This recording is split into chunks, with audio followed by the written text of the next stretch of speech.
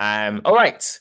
It is 2 minutes past the hour, so we will get started as we have a lot to cover, and everyone else, I'm sure, will join in a few moments. But some introductions. So this is a webinar on how to reduce friction and improve collaboration in diverse teams. I am Benji, your facilitator for today. A bit about me. So I'm a senior consultant with Hustle Crew, and I'm also head of learning and development here. So working closely with our clients and consultants to optimize our training solutions. And I'm also a inclusion and wellbeing content creator with a general mission to equip and empower others to make a positive difference in their lives and the lives of those around them. And I'm super privileged and honored to be here today facilitating this webinar. Thank you so much for joining me. Okay, so as you can likely see, we are using Mentimeter today because there are going to be some interactive portions of the webinar. So please, if you could please take a moment to join on your phone or in another browser, that would be greatly appreciated. So you can go to menti.com and enter the code 87381441, or use the camera on your phone to use the QR code, and that should get you into the session so you can engage in the Q&A portions of the webinar. So please take a moment to do so now. Yay, thanks for the likes. People confirming they've joined. I will move on in a second. However, you'll notice that the join@menti.com prompt is always at the top. So that is always going to be there for you to use if you drop out or anything like that. And if you have any issues, please do let us know. Okay. Moving on now. Cool. So before we get into the agenda and set the expectations, just a bit more about Hustle Crew. So we are a careers community led by consultants from a range of different lived experiences and backgrounds. And we're all about leveling the playing field within the workplace and beyond for people of all identities and backgrounds. And we do so by creating intentional spaces, just like this one, for the discussion of inclusion topics aimed at stimulating shared understanding and inspiring purpose, and most importantly, action. So that's us, and that's a photo of some of our lovely consultants. You can see me there grinning very widely. Okay. Now this is the agenda. This is what we're all here for. So we've started with an intro about Hustle Crew, and then we're now going to go into why teams are becoming increasingly diverse, then unpacking why effective communication and collaboration is the key. The key to what, you may ask? You will soon find out. Then we're going to unpack the common drivers of friction and miscommunication in diverse teams, before unpacking some helpful strategies to address friction and improve collaboration. And there is 10 minutes at the end for a wrap up and an opportunity for a Q&A. Okay. So just some community guidelines as a reminder of what the expectations are. So for engagement. So to maximize the impact of our time together, we need to be willing to leave our comfort zone and try and make this a safe and brave space where we embrace discomfort, as we may be touching on some difficult topics. So trigger warning. We may be touching on topics which are more sensitive for some more than others. And if that is, that pertains to you for whatever reason, at whatever point in the webinar, please do take a moment to look after yourself. But as much as possible, try your best to lean into the discussion. In moments of kind of discomfort is often where we are most stretched and actually have the optimal opportunity to grow. So see this as a bit of a personal training session where we're going to stretch our inclusion muscles, and you should hopefully leave feeling more equipped and empowered to continue practicing this work and growing your abilities in your own time. In order to make this, like I said, a brave and open discussion, we also need to try our best to not judge one another. Please don't judge me. I'll commit to not judging you. If we disagree at any point, that's totally fine, but let's try our best to do so with respect and also compassion. I'd also please like to flag that this session is being recorded. Okay. Great. Now, As our webinar today is centered on the topic of interpersonal differences, I thought it'd be helpful to warm us up with this question. So, as a check-in, what is an aspect of your culture that brings you pride or joy or both, and why? So for me, I'm a proud British Ghanaian, and so I straddle two cultures. So I would say for the Ghanaian part of me, it's our cuisine. I love our food. And then for the British part of me, I'd probably say EastEnders. I feel like that is like a British institution that I'm very, very much proud of, and it brings me joy.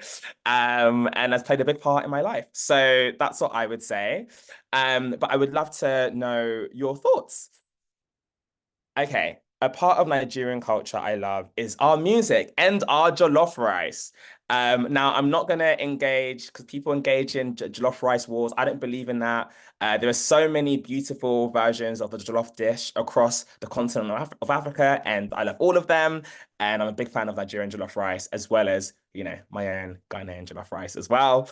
Um, Lovely to hear that. Okay, Bulgarian. So it brings me joy when I see how community family oriented we are. Amazing. Proud of Lagom, if I pronounce that correctly, the balanced style of living slow. I have heard of that before. Yes, living slow and intentionally. And I think that is definitely something that within British culture, we could definitely kind of take from as well. And that's something that I feel like we actually have quite a bit in Ghanaian culture, interesting enough. Irish, very friendly people, always love the crack. Yes, yes. As a British woman, I appreciate our love of nature and appreciation of animals and wildlife. Yes, definitely. So many amazing green spaces here. Hospitality, families, community, food is a love language, British Bangladeshi. Lovely. It's also great to see just how many different cultures are represented right now among us all. Yes, English humor in the face of adversity. I believe it's called gallows humor. That's something we're very much known for in England. Um, Food stories and history of Pakistan. Amazing Black African American ability to find and create joy in good times and bad. Yes. That's definitely something that I recognize. Surinamese ability to make jokes and connect people. Proud Brazilian Dutch person, I celebrate from each. It's music, literature, art, love for nature, and a bit more the Brazilian food. Amazing. Thank you so much, all of you, for engaging in this quick little check-in here. I think it's really, really important to remember before we kind of go into topics regarding like friction and discord and stuff like that that can come from differences, that we really center ourselves in the fact that actually it is, our difference that makes us look great, right? And actually, it's something that we should be celebrating. And there's so much to celebrate about each of our identities and backgrounds and our cultures and where we come from and what we believe in. Okay, let's move it on. Okay, so let's get on to our first agenda point, which is why teams are becoming increasingly diverse. Because while there is a lot of work to be done in many areas of many industries across the board, teams simply are. So, for example, recent reports show a significant increase in women representation in executive roles globally. According to McKinsey's 2023 global survey data, women now account for 20% of executive team members, and that's a notable rise compared to previous years. Furthermore, 80% of companies surveyed now have at least one woman on their executive team. This is globally, which is a substantial increase as well from previous years. And additionally, 70% of companies report that women make up more than 10% of their executive teams. There's, of course, again, still so much work to be done, but these figures reflect encouraging progress towards gender equality in leadership. The rise of remote work has also greatly influenced team dynamics, giving rise to global virtual teams. And so this shift has introduced both challenges and also opportunities when it comes to team management and collaboration. With remote work practices across kind of increasing across the board, organizations are increasingly building teams that span different time zones and cultural backgrounds and are being able to tap into diverse talent pools worldwide. And of course, digital technology has been a key enabler of this transformation, facilitating seamless communication between clients, colleagues, and partners across the globe. And we can expect organizations to continue to embrace these technological advancements to ensure they are better positioned to operate in today's diverse global context. Societal changes are also driving a more diverse workforce. So in the UK, for example, census data from 2011 to 2021 show that there's a 6% decrease in the number of people identifying as white British. And this shift is largely due to increased migration, the rise of multicultural families, and also differences in birth rates. And these evolving demographic trends are mirrored in the composition of global teams, which now encompass a wider range of cultural and ethnic backgrounds. Generally, as a result, workplaces are becoming more diverse, bringing both kind of new perspectives and new opportunities for diverse collaboration. And recent surveys also indicate that 75% of small and medium-sized US businesses, small to medium-sized businesses, plan to expand their international workforce, with 51% citing the desire to serve new markets as their primary motivation. That's from a 2023 study. And this trend is part of a broader move towards globalization. Businesses are increasingly seeking to leverage diverse talent pools to boost their market reach and revenue. And as companies expand increasingly into new regions, the need for a diverse workforce that brings fresh perspectives and cultural insights becomes ever more crucial for success. Data also shows that diverse teams are more likely to radically innovate and anticipate shifts in consumer needs and consumption patterns. That's from a 2020 McKinsey study. And that's unsurprising, as diverse teams will always bring a wealth of unique skills, experiences, perspectives to the table. And also, whilst when individuals from different identities and backgrounds collaborate, they naturally just offer a broader range of ideas and solutions. And research constantly shows that diverse teams excel at brainstorming and generating fresh new ideas. And this then facilitates better decision making. Studies show that decisions made and executed by diverse teams deliver 60% better results. That's according to a 2021 study by Cloverpop. So by incorporating a broader range of perspectives, diverse teams can approach problems from multiple angles, resulting in more thorough and effective decision making, essentially. Diverse teams are also less prone to groupthink, so they are better equipped to consider different viewpoints and potential solutions rather than kind of all leaning towards what one common denominator, essentially. And diverse teams are also better positioned to cater to a global market as well, to consider different perspectives across the globe from different, in different cultures and different regions as well. It naturally kind of fits that a diverse team will be better positioned to serve a broader range of consumers. And there's a strong correlation that exists between team diversity and financial performance. Naturally, companies with diverse leadership teams are statistically more likely to achieve higher financial returns. A 2024 global research study by McKinsey found that companies in the top quartile for gender diversity on executive teams are 39% more likely to experience financial outperformance. And firms of high ethnic diversity in leadership roles enjoy a 27% financial advantage over their peers. And that's a trend that underscores the economic benefits of fostering a diverse workforce. So we know that teams are naturally becoming more diverse, and being proactively made so generally by companies looking to unlock the data-driven benefits we've just kind of covered there. However, leveraging those benefits isn't as simple as just having a diverse team, which brings us on to our next agenda point, why effective communication and collaboration is the key. The key to what? The key to maximizing and leveraging the benefits of diverse teams. And it is the key because, we'll get onto that, it is the key because fostering open and inclusive communication allows all team members to contribute their ideas and perspectives. Effective collaboration taps into diverse viewpoints. It helps to facilitate innovative solutions. It enhances problem-solving capabilities. It streamlines workflows. It leads to more efficient project completion.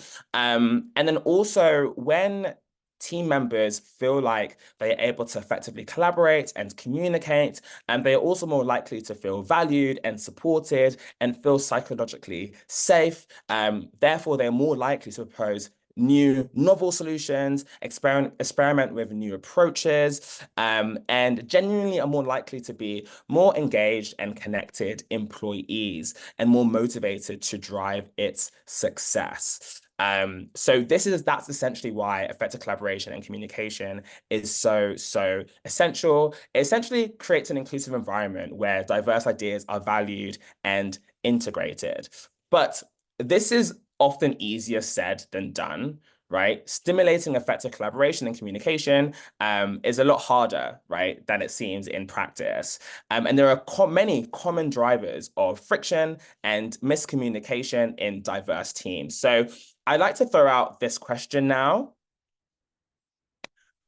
What communication and collaboration challenges have you faced while working in or managing diverse teams?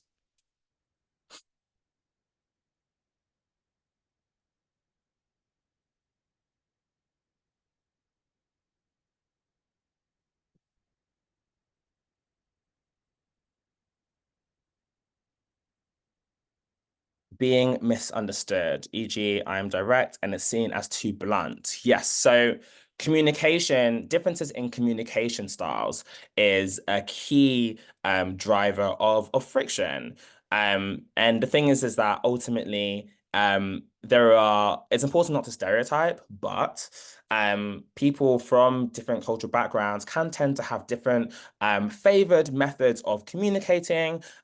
Also, people who have different, personalities and we all have different ways that we kind of prefer to communicate and also like to receive things like feedback, right? And leadership and that sort of thing. And so it's really important to remember that ultimately, if we are not all kind of communicating within the same framework, if we don't all have a shared understanding of how we all prefer to communicate, that is going to impact effective collaboration.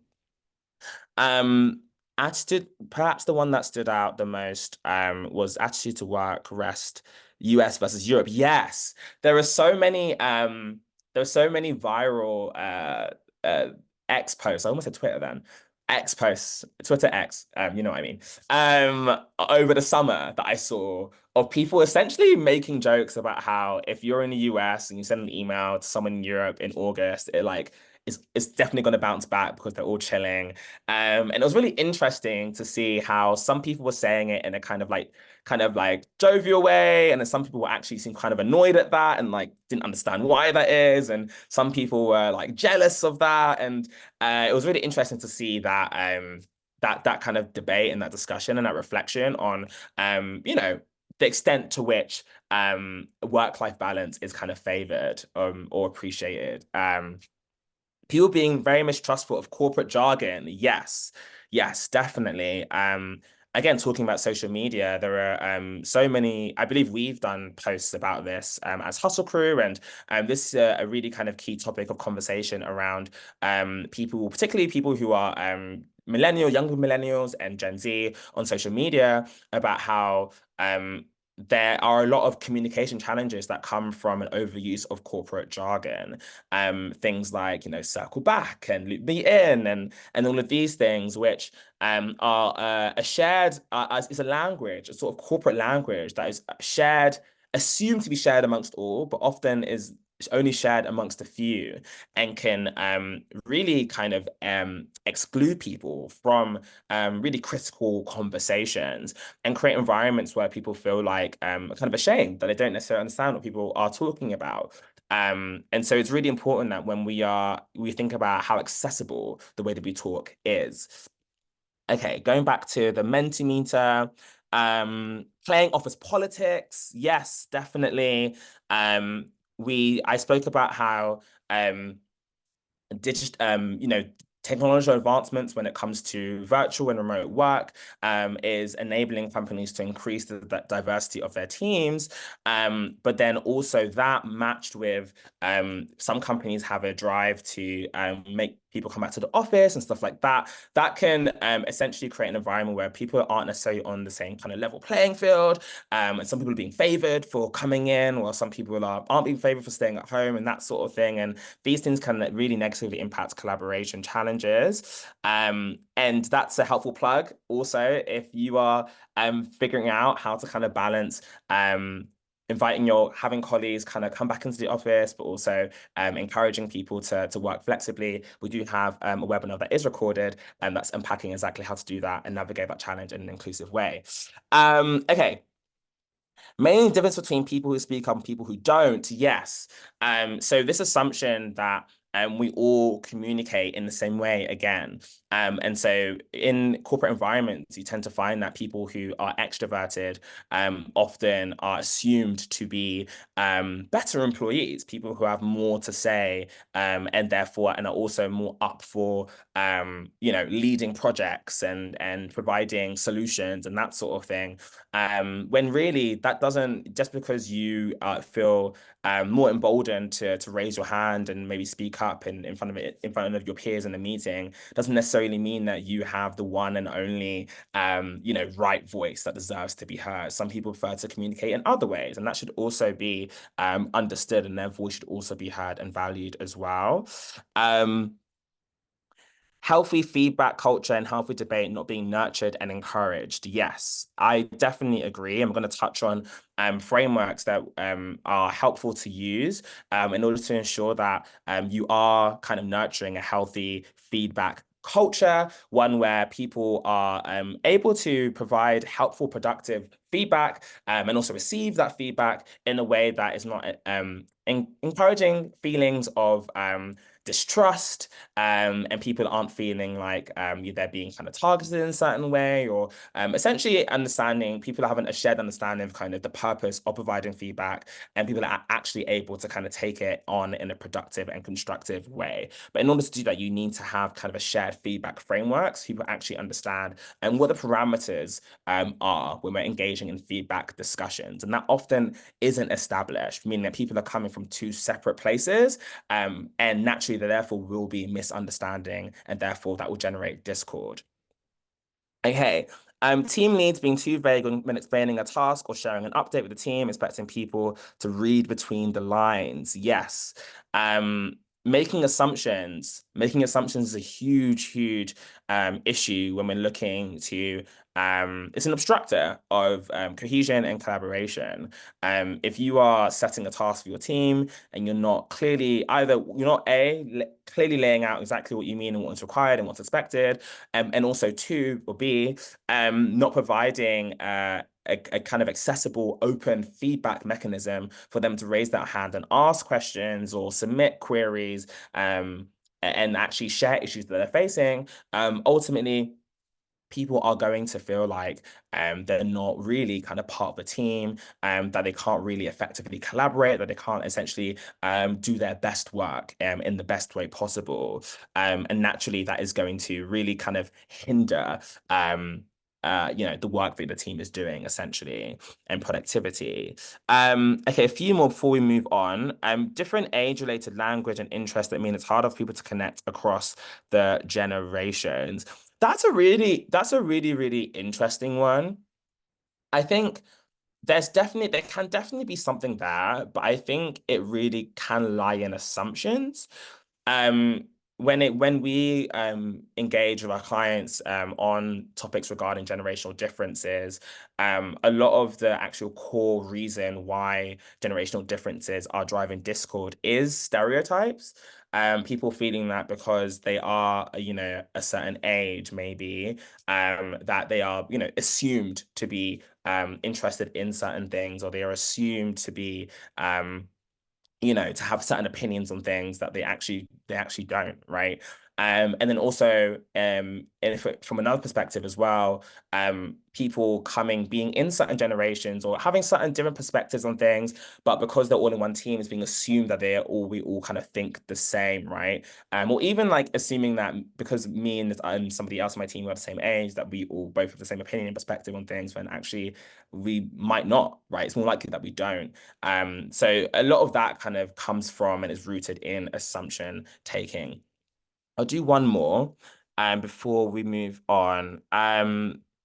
So yes, so people understanding theoretically the need to be inclusive, but constantly failing to do so, e.g., using a mic when giving a talk or facing audience for those hard of hearing. So yes, this gap between inclusion intentions and inclusion actions, is a really significant issue when we're trying to create a cohesive workforce where everyone feels valued and heard, right? And the thing is that ultimately, whilst it is kind of one thing to have these great intentions and to say that you are an inclusive organization, if you're not actually doing any kind of inclusion and equity-centered work, and you are not creating a culture where you are constantly working on nurturing an inclusive environment, naturally people are going to feel like they aren't included. Naturally, they're going to feel like their voice isn't being heard. And also that then breaks us a kind of a social contract. When we all kind of sign up to work somewhere and work in a team, there is this kind of implicit contract, at least that we, for most people expect, there is a contract that if I come here and I do my best work, that I will be treated fairly and justly. And if you sign up to a job and the organization says, yes, we are going to do that, and actually you join and they don't, you are naturally and rightfully going to feel that you are actually you're being othered, and that your work isn't being truly valued, and your contribution to the company isn't really valued or appreciated, and you naturally will disengage and want to go elsewhere. So it's really, really important that our actions really do match our intentions and what we're kind of saying. And then we're making inclusion a two-way discussion as well, and actually working on inclusion a journey, something that we're constantly working on as well.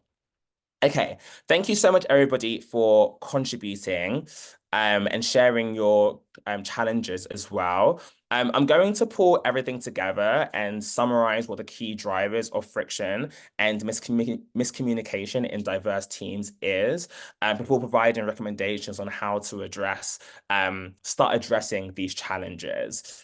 Because the key drivers that I'm going to touch on really have kind of been summarized. So us is summarizing what we've kind of spoken about and what you submitted here. These are all kind of the prime challenges that people are facing across the board. But if you are seeking tailored advice on how to address the specific questions and challenges your organization is facing concerning this topic, I am offering a 90-minute group coaching session for leaders. The session will be held on Tuesday, the 15th of October, 1 to 2:30 p.m. BST. And in that session, I'll be providing actionable strategies and research-backed best practices that you can implement immediately to reduce friction and improve collaboration in your team. So sign up now to secure your spot, and I hope to see you there. And the link will also be in the chat. But to summarize and I guess also provide a teaser of some of the recommendations that we're going to be unpacking in this group coaching session in detail. Firstly, cultural diversity can result in varying values and ways of thinking within teams, right? So cultural diversity introduces different thinking styles, different behavioral patterns potentially, which can lead to challenges when it comes to aligning goals, working cohesively, and ensuring fair treatment for all team members. Differences in values may result in misunderstandings and conflicts, making it important to address these issues proactively in order to maintain team cohesion. Diversity in communication styles is also a huge issue that many of you kind of shared examples of just then, that can lead to tension within teams. So that can be differences in language, communication styles, and cultural norms. For example, and this was also mentioned, direct communication styles are prevalent in some cultures, and this may clash with more indirect styles used in other cultures, leading to misunderstandings and frustration.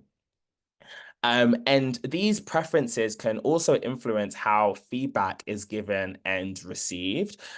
So, for example, language barriers, if they aren't acknowledged within teams, this can cause hesitation from team members, impacting their willingness to participate. So this is something that needs to be proactively addressed and considered and thought about.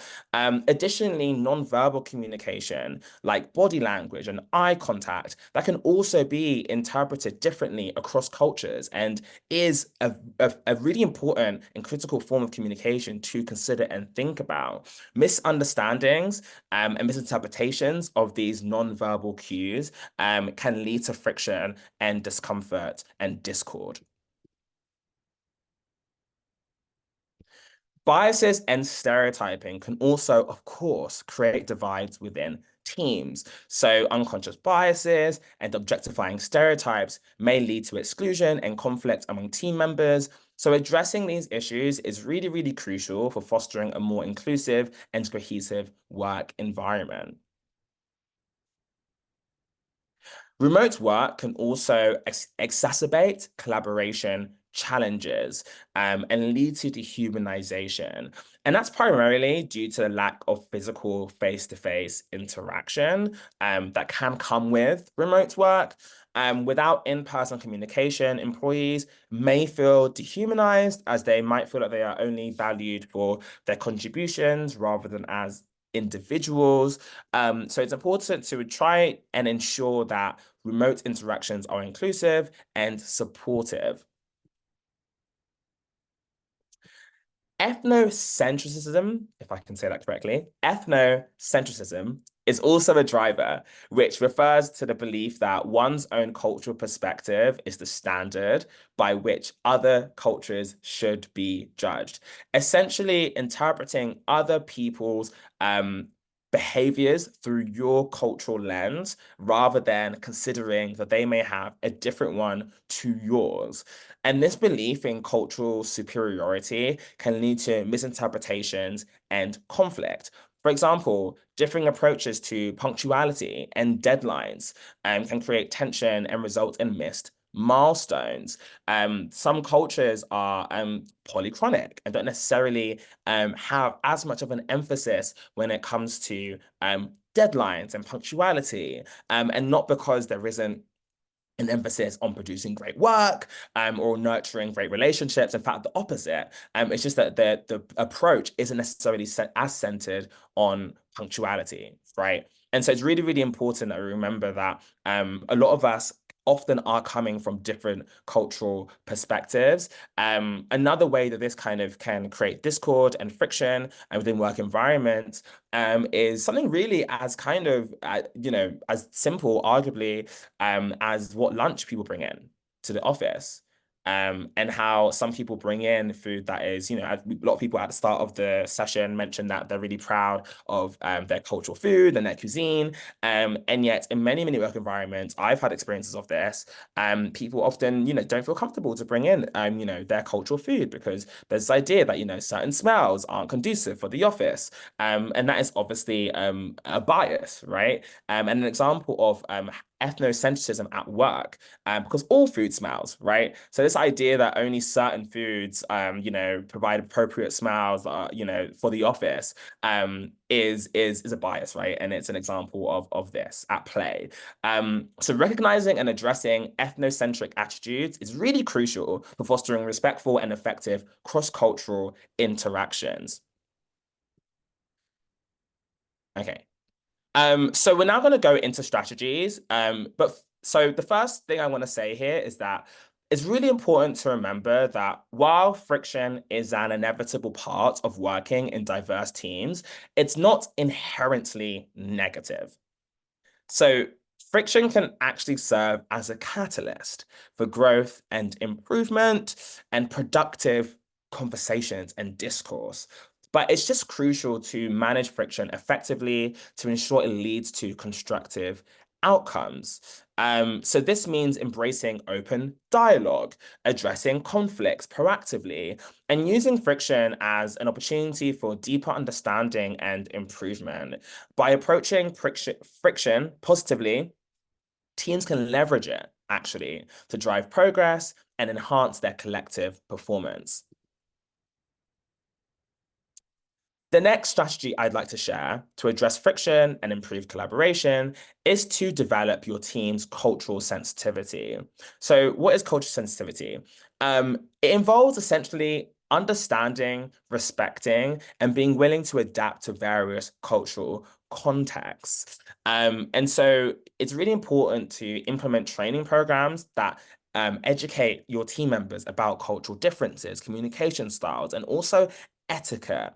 Utilizing tools like the iceberg model of culture can really help build empathy and understanding. So the iceberg model of culture says that what cultures are like icebergs. And if anyone has seen the Titanic, you will know that the top of the iceberg isn't what you want to worry about. That's kind of the smallest part of the iceberg. What you really need to worry about is what's under the surface, right? The larger part of the iceberg. That is what's going to sink your boat. And cultures are similar. When we're perceiving different cultures, we're often just focusing on the top part, the really visible part. So, how they speak and, what they eat, and the clothes they wear.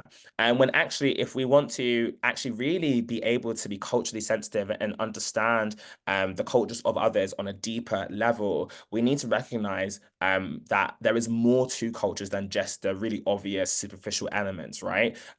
It's what's underneath, okay, that we really need to be thinking about and trying to understand. So why they speak how they speak, right? Why they eat what they eat, why they wear what they wear, why they believe what they believe. It's really understanding the entirety of a culture that enhances cultural sensitivity and cross-cultural collaboration as well.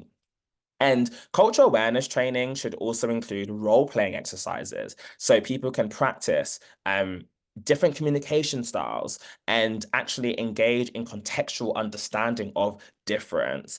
And this is something that should be a continuous learning process to ensure that team members are consistently learning how to interact effectively with colleagues from diverse cultural backgrounds and foster a more inclusive team environment. It should be a continual learning process.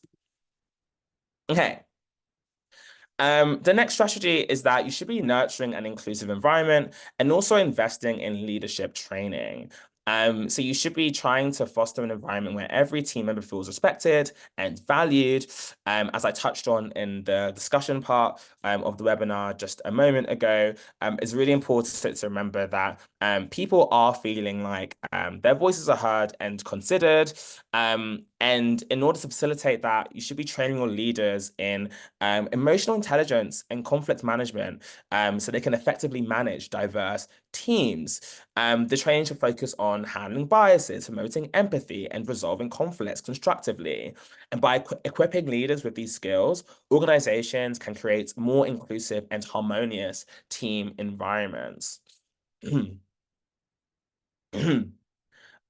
should also be encouraging compassionate listening and creating spaces for open dialogue. And so what is compassionate listening? Compassionate listening essentially involves giving full attention to the speaker, asking clarifying but validating questions, right?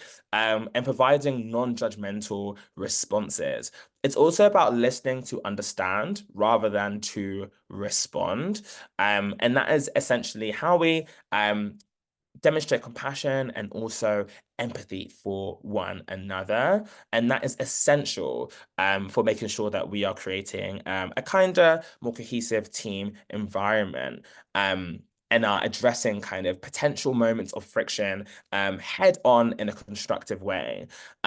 We should be trying to also be trying to develop a culture where team members feel comfortable sharing their perspectives and concerns openly. This openness, therefore, helps misunderstandings be addressed early, right? And essentially enables trust to be fostered within a team as well. So that's really, really crucial. The next recommendation is to establish structured communication channels and shared communication frameworks to enhance collaboration. So I touched on this earlier. So this means implementing regular team meetings, forums, and feedback sessions to ensure that everyone has the opportunity to contribute and voice their opinions. And this should be via various mechanisms, right? You should be using various different tools for these. So not just, in face-to-face meetings, virtual meetings, surveys, one-on-ones, anonymous tools, even things like Mentimeter potentially, to try and address communication and collaboration issues, and encourage two-way discussion and the two-way kind of sharing of feedback as well. Leaders and managers should be trained in facilitation techniques, so meetings are inclusive and productive, and ensure that and also to ensure that all their team members feel comfortable participating in the way that best suits them. So not assuming that everybody has the same communication style. Management approaches should also be tailored to accommodate different individual needs and cultural differences. Essentially, a one-size-fits-all strategy should be avoided as well. And there are specific frameworks you can use to ensure that everybody is kind of sharing the same kind of form of communication, or at least everyone understands that when it comes to, for example, a moment where it's really, really essential that we are truly kind of understanding one another, that we are using the same tools to communicate with one another, such as the COIN model. For delivering objective solution-focused feedback. So it's context, observation, impact, and next steps. Essentially, that framework helps to minimize misunderstandings and friction. And when it comes to providing and receiving feedback, by providing clear steps to kind of work through, that facilitates more productive conversations where all parties feel understood and also valued. So really making sure that we are kind of really navigating that tension between understanding that everyone is coming from different, everyone does have different communication styles. Everyone is coming from different cultural backgrounds and perspectives, and therefore communicates differently. But and that should be acknowledged and respected. But there are kind of certain points where we do need to make sure that, because of that, right, and while still acknowledging that, we are using a shared framework to enhance and promote and stimulate understanding, and when it is most crucial, and that we all kind of on the same page. Next, we should be celebrating differences. So by organizing cultural exchange events where team members can share aspects of their culture and identity, like we touched on at the start of this webinar, so food, traditions, and festivals. And these events help build rapport and foster mutual understanding.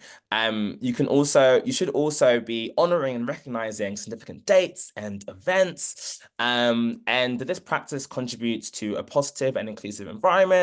It strengthens team bonds, and enhances overall cohesion. So this is really, really important to be doing continually and consistently as well. And then finally, utilize video conferencing with inclusive scheduling to enhance communication and feedback. What I mean by that is a lot of times we teams can have an over reliance on text tools like Slack and that sort of thing, and Google Chat. And that can really benefit some, but other people, uh, don't necessarily feel as comfortable necessarily sharing via text all the time. And actually making sure that you are establishing a video call culture, or at least a culture where that is an option, right? To help bridge the gap created by physical distance is really, really important, especially for those who really rely on visual and tonal cues in order to truly kind of understand what is being communicated to them. And so it's really important to have a balance, and of course, not one more than the other. So if you have an over reliance on video calls, that can also kind of result in people feeling like they can't communicate in a way that best kind of suits them. So really making sure that we are utilizing video conferencing, but also as alongside text communication, and also really continually asking for feedback from our team as to what is kind of preferred and what balance is kind of correct as well, essentially.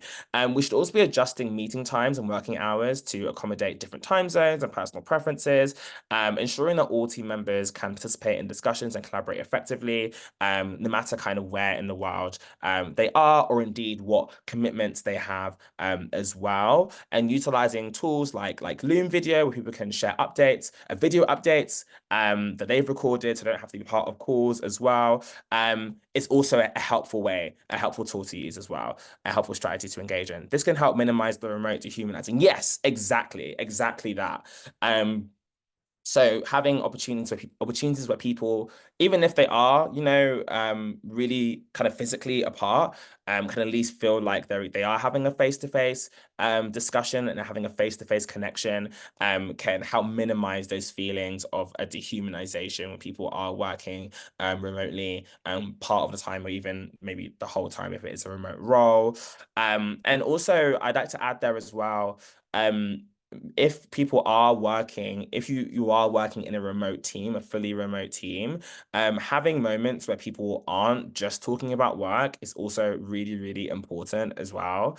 There can be a temptation to just only communicate when and we're talking about business priorities. And the thing is that then again can create an environment where people are being dehumanized because they are being treated essentially like robots. And so therefore they are maybe less likely to raise concerns, right? Raise their hand and say that they are feeling a certain way or something has happened, because they don't feel like their humanity is really being recognized when it comes to how they're being treated and how they're being communicated with at work. So that's also really, really key to have things like, morning meeting check-ins where you just talk about your weekend and stuff like that.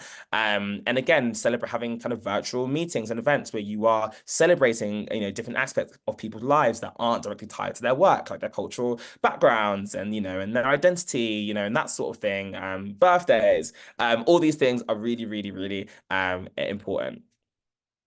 Okay. Great. So this is now an opportunity for any questions or reflections that you may have in the final 10 minutes or so of the webinar. Please do feel free to share them here. If there's anything that I touched on that you would like clarification on, for example, this is an opportunity for you to flag here.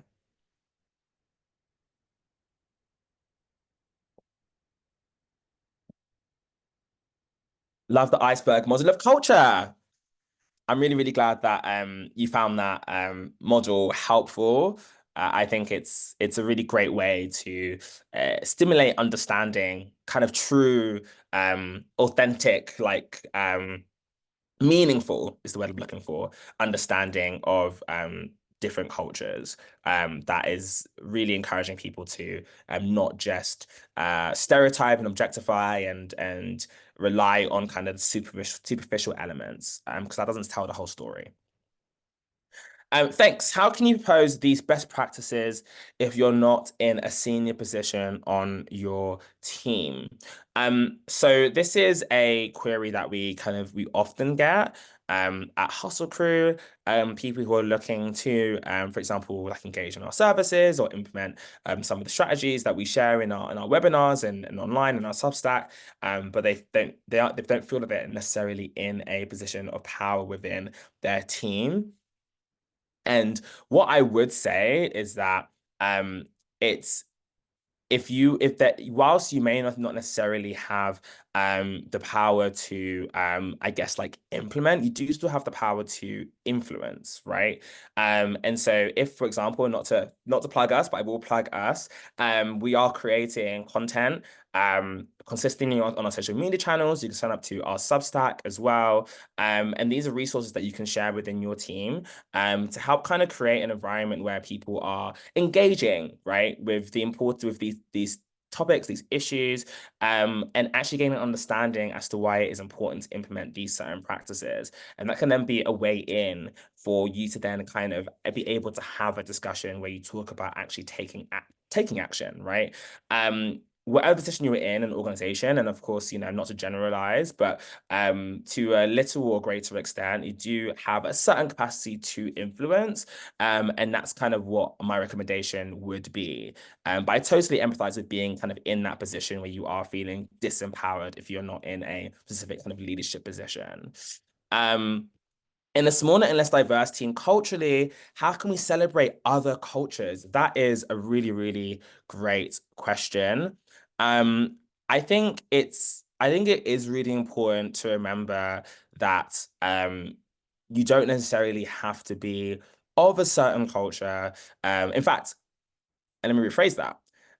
Just because you are not of a certain culture and the people around you aren't of a certain culture doesn't necessarily mean that there is then no kind of need to learn more about other cultures that aren't your own and to increase your cultural awareness, especially within an organization that is almost certainly probably engaging with other teams who have team members who are from different cultural perspectives and different backgrounds.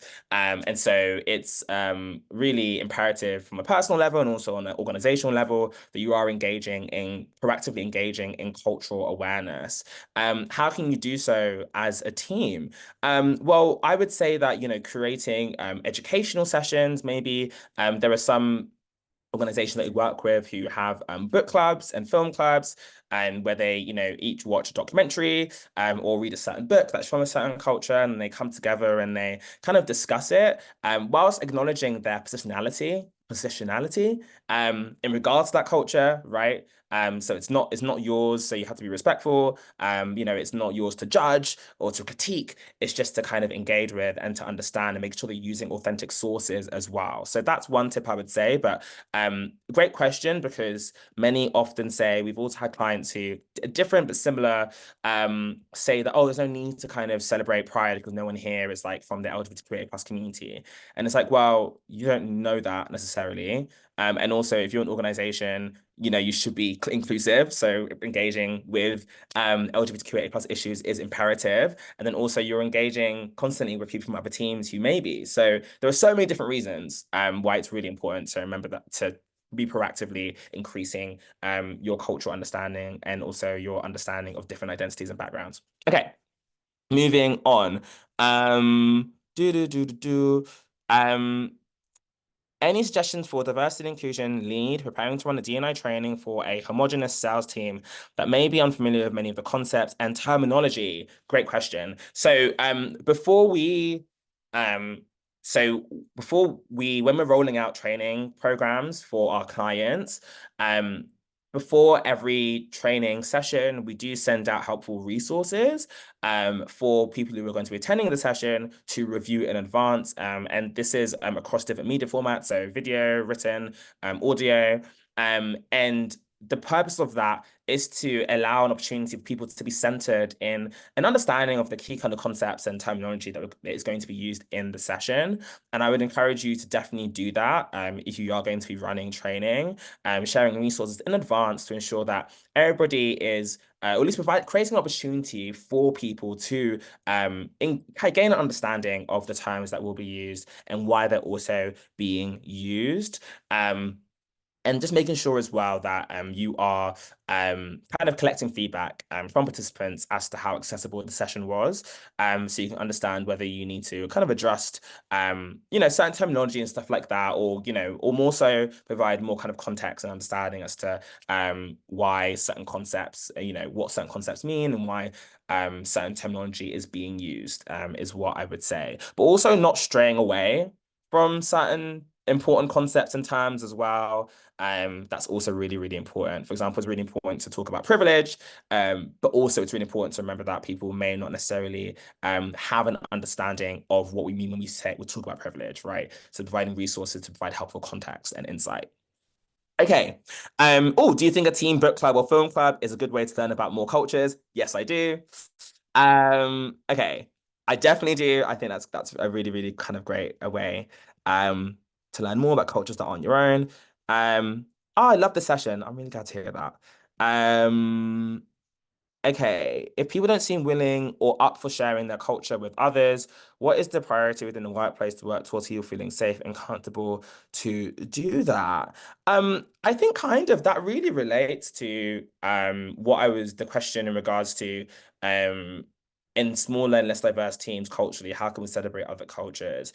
You can celebrate cultures without um putting the onus on people who are from a certain culture to be upfront and center in regards to facilitating that kind of cultural understanding. I would actually say that you shouldn't be doing that, right? You should be creating an opportunity for people to do that if they want to, but you should be tokenizing or objectifying people within your team by expecting them to kind of organize a cultural event because they are, for example, from a certain culture. I think it really should be down to the team and also leaders to be facilitating whatever approach you're going to be using to kind of increase kind of cultural awareness, understanding. It should be down to the team and leaders rather than kind of on one kind of singular person to feel that they have to then provide additional labor just because of their identity. So that's how I would address that question. And also, if you do that, you then create a safe and comfortable environment where people actually are more likely to want to actually raise their hand and be like, hey, I would actually, love to kind of organize this, or I'd love to run this, right? But I would say kind of approaching it that way is kind of the most inclusive and productive. Okay, maybe one more before we wrap up. How do you balance an individuals need to be validated, some overly, with reminding the team of its collective strength in diversity? That's a really interesting question. How do you balance an individual's need to be validated with reminding the team of its collective strength in diversity? I'm gonna have to think about that one actually. I maybe shouldn't have selected it. I'm not sure. I guess like on the just a top line, just off the top of my head there. I think maybe what the tension is there is kind of having kind of one-on-one, um, I guess like communication channels of individuals, but also reminding people that we are a team and we should be kind of collaborating. And I think, both is important. Um, and both should be focused on, not as a cop out. But I think both are areas which leaders should be kind of thinking about and focusing on, right? How do I make sure that every person in my team feels kind of respected and valued as an individual, but also my team are working together collaboratively? And if you would like me to provide more detailed and informed thoughts on how to do that, you can join the group coaching session that I will be running very, very soon on Tuesday, the 15th of October from 1 to 2:30 p.m. BST. We will be having an in-depth discussion of your questions and your challenges, and I'll be providing actionable advice you can implement straight away to address them. And please remember and feel free that you are free to contact us via email if there are any workplace inclusion challenges that we can support you with. You can sign up to our Substack newsletter and also follow us on social media at Hustle Crew Live for more inclusion insights. That is it. We are out of time, but hopefully I will see you all during the group coaching session. And until then, thank you all for joining, and I hope you have an amazing rest of your day.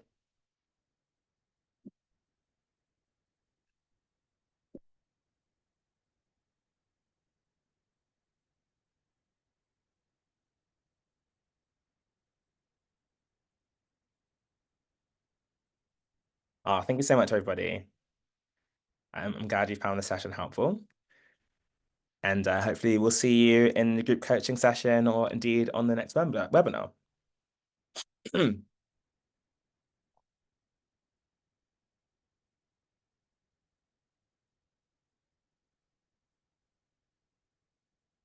Yes, inclusion is definitely a continual work in progress. It should be a journey, not a destination. Bye, everyone.